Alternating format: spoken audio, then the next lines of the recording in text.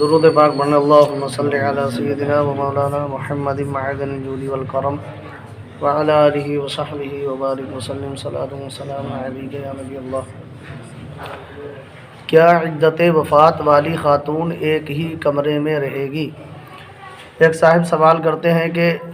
عدت وفات گزارنے والی خاتون کیا گھر کے مختلف کمروں میں جا سکتی ہے؟ نیز کیا صحن میں بھی اس کا آنا ٹھیک ہے یا نہیں؟ لوگوں سے سنا ہے کہ ایک کمرے سے دوسرے میں بھی نہیں جا سکتی اور نہ ہی صحن میں آ سکتی ہے، اس بارے میں رہنمائی فرمائیں۔ جواب اس کا یہ ہے کہ حکم شریعت یہ ہے کہ عدت گزارنے والی خاتون پر لازم ہے کہ شوہر کے اسی گھر میں عدت گزارے، اور گھر تمام کا تمام ایک ہی مکان کہلاتا ہے، لہٰذا اس کے مختلف کمرے، صحن، یہ سب مل کر ایک ہی جگہ ہے، تو ایسی خاتون اس گھر کے تمام کمروں میں بھی جا سکتی ہے اور صحن میں بھی پردے کی رعایت کرتے ہوئے بیٹھ سکتی ہے، اس میں کوئی حرج نہیں۔ مثال کے طور پہ کسی کا گھر بڑا ہے، اس میں 2 4 5 کمرے ہیں، تو ایسی صورت میں اس عورت پہ یہ لازم نہیں ہے کہ صاحب وہ ایک ہی کمرے میں قید ہو جائے، بلکہ گھر میں جتنے کمرے ہیں ان تمام کمروں میں وہ جا سکتی ہے، صحن میں بھی پردے کی رعایت کرتے ہوئے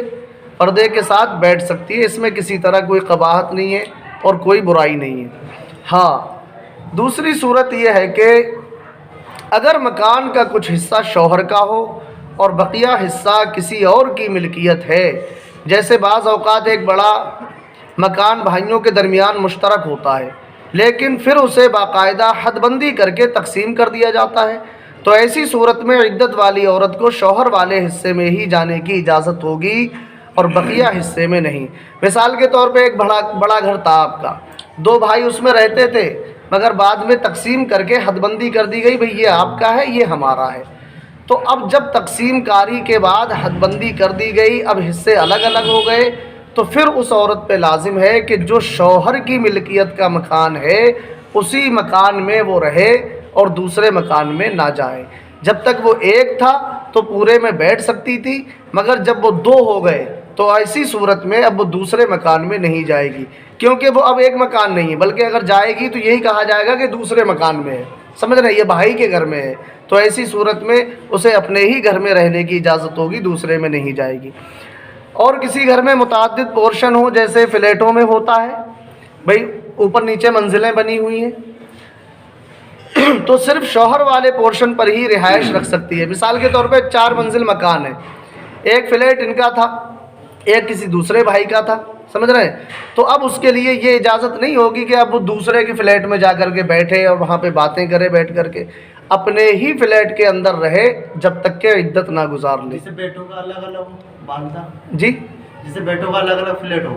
ہاں، 3 فلیٹ ہے، اور جب بالتا عدت میں وہ جس گھر میں رہتی تھی شوہر کے ساتھ اسی فلیٹ میں اسے عدت گزارنا لازم ہے۔ بیٹوں کے گھر الگ الگ ہیں تو ان میں بھی نہیں جائے گی، بلکہ جس گھر میں شوہر کے ساتھ رہتی تھی اسی فلیٹ میں اسی گھر میں اس کے لیے عدت گزارنا لازم ہوگی۔ ہاں، جب عدت پوری ہو جائے تو پھر اپنے دوسرے بیٹوں کے گھر پہ بھی جا سکتی ہے، اس میں کسی طرح کوئی قباحت نہیں ہے۔ دوسری جگہ پر نہیں،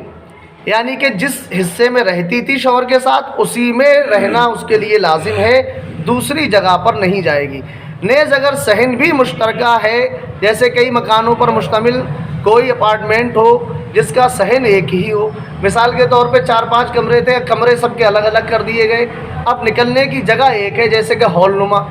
تو وہ ہال میں بھی نہیں بیٹھے گی، کیونکہ اب وہ ہال اس کی ملکیت میں نہیں ہے بلکہ وہ سب کا ہے، گویا کہ وہ ایک راستہ ہے،